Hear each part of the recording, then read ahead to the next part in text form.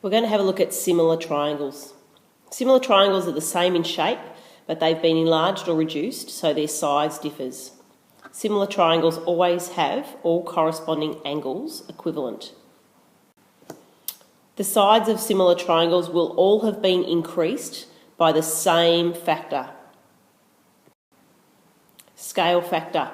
Similar figures have the same shape, but they've been enlarged or reduced by a scale factor.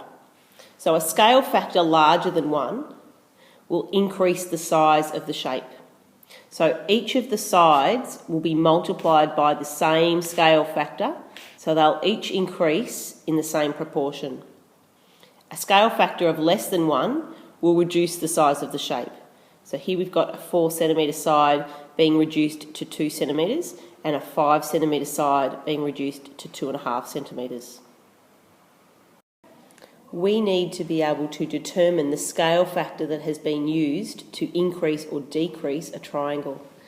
And how we do that is to compare corresponding sides on both triangles. So here I can see I started with a side length of 4 and it's eventually changed into a side length of 2. In order to work out the scale factor, I need to get the new length and divide it by the original length. So in this example, my new length is 2 centimetres. My old length, original length, was 4 centimetres, which is equal to half. So my scale factor for this first example, my original triangle has been multiplied by a half to create the second triangle. Let's have a look at example 2. Here I've got a small triangle being multiplied by a scale factor, turning it into the large triangle at the top. So in order to determine the scale factor, I need to choose a pair of corresponding sides. So I'm going to choose the 4.5 centimetre side and the 6 centimetre side. These two sides are corresponding. So I look at the new length, 6 centimetres, divided by the original length, 4.5 centimetres, which simplifies to 4 over 3, which is also 1 1/3. That means that this smaller triangle has been multiplied by a scale factor of 1 1/3 to create the larger triangle. So this second corresponding side that I have here, I can now work out what the missing value of x is. So I start with 6, my side length of 6 centimetres, and I times it by 1 1/3 to work out my new side length of x, which will be 8 centimetres. Just like for congruence, there are some tests to prove that triangles are similar. So two triangles are similar if their corresponding angles are equal and corresponding sides are in the same proportion. And there are 4 tests for similarity. So we don't need to be given all sides and all angles in order to prove similarity. We can work out if triangles are similar with a limited amount of information. So our 4 tests are SSS, which stands for side, side, side. So all sides, corresponding sides, are increased or decreased in the same proportion. Our next test is SAS, which stands for side, angle, side. So that means we are given 2 sides that have been increased or decreased by the same proportion, and we're also given the angle between them, and it's the angle between them that's important. Our third rule is angle, angle, angle. So I know if I have a triangle where I have all angles, corresponding angles being the same as what they were in the original triangle, that I actually have the same triangle that has either been enlarged or reduced. And my last reason is RHS, which stands for a right angle, a hypotenuse, and another side, with the hypotenuse and the other side both being increased or decreased by the same scale factor. We'll have a look at each of the tests in more detail. Okay, so let's have a look at side, side, side test.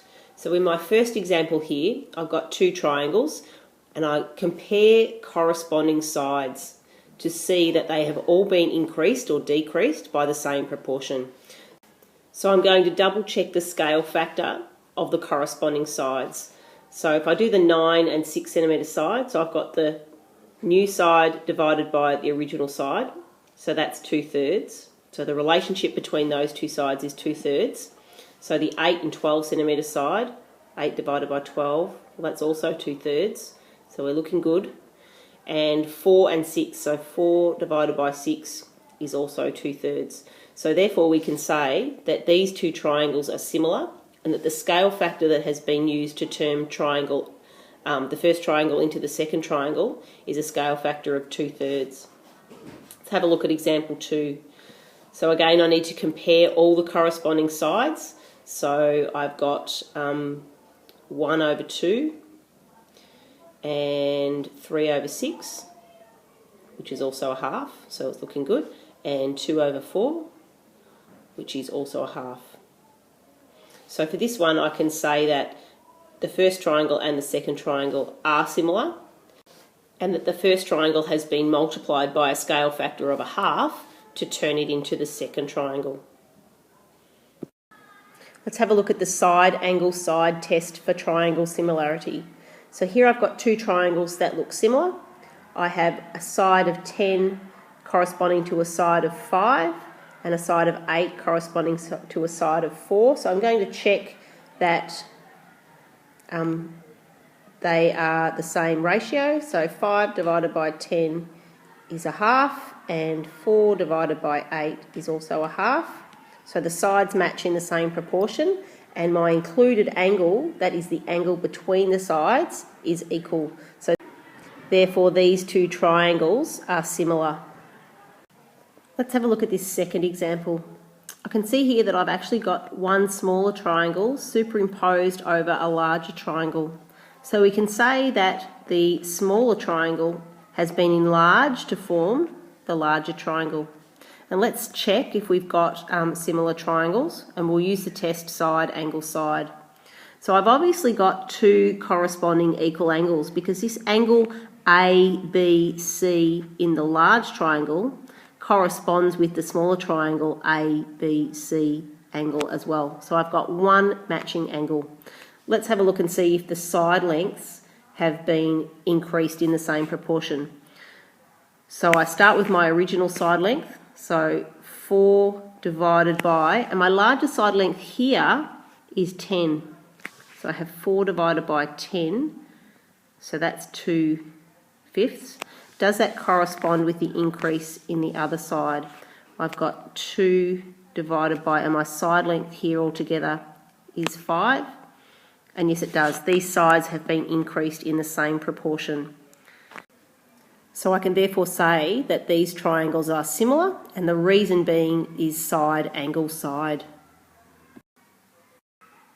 Let's have a look now at angle angle angle. Now this could also be just angle angle, because if I'm given two corresponding equal angles in a triangle, then it must be that the third angle is also equivalent. So we can see here in this first example that all our corresponding angles are equal. So therefore these two triangles are similar, but we don't know what the scale factor is because we are not given any side measurements. So in our next example, we're given two angles, and at face value it looks like these triangles are not similar because the value of the second angle isn't matching, but we need to look a bit closer. So we need to work out what the missing angle is in each of these triangles. So 180, take off 102, take off 30, means that this angle here is 48 degrees. And in this second triangle, the missing angle here must be 30 degrees. So in actual fact, these two triangles are similar because all the corresponding angles are equivalent. It's just that one triangle has been flipped to create the second triangle. Again, we don't know what the scale factor will be because we're not given any side lengths in order to calculate it. The final test for triangle similarity is RHS, which is when two triangles have corresponding right angle they have a hypotenuse that has been increased by the same scale factor and another side which has been increased by the same scale factor. We can see in this picture that they've actually got more information than we need to determine if two triangles are similar. So let's double check that those corresponding sides have been increased by the same scale factor.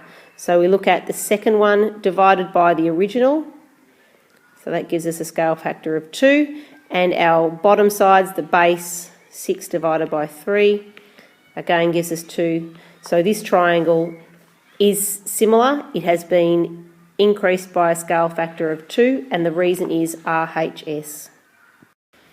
Let's have a look at solving some problems involving similar triangles. These are two typical problems that you might come across. Our first example, we have a pair of similar triangles. So we've actually got one small triangle superimposed on a larger triangle. We're going to try and find out the height of the tree. So what I'm going to do first is I'm going to redraw this as two separate triangles. Okay, and I'm going to label my information. So I can say on the small triangle I've got a base of 3, on the large one I've got a base of 30, I've got a height of 2, and my tree value I'll make x. So first of all I need to work out the scale factor. So I'm going to get the new length divided by the original length. So my scale factor is 10. So therefore I can say that my first triangle has been increased by a factor of 10. So my x value will actually be 2 times 10 is 20. So the height of the tree will be 20 metres. Okay, in this second example, I've again got a smaller triangle superimposed over a larger triangle. And again, I'm going to draw them as two separate triangles. I just find it easier if I work that way. Okay, so I have a side length of 10 on the smaller one, and the larger triangle, the corresponding side is 12. And I have a base of 15 on the smaller one. On the larger triangle, I have a base of 15 plus x. And on the smaller one, my final side is 18, and on my large triangle, my smaller side is y. So now I need to work out the scale factor. So I'm going to look for the side where I'm given both sides. That corresponding side is 10 and 12. So to work out the scale factor, I'm going to go the larger one divided by the original, which is 1.2. So that means that my small triangle has been multiplied by a scale factor of 1.2 to create the larger triangle. So therefore, to get y, I can say it's 18 times 1.2, which is 21.6. And to get the base value, I can say that it's going to be 15 times 1.2, which is 18. And if I need to work out the value of x is going to be 18 minus 15, so x will be 3.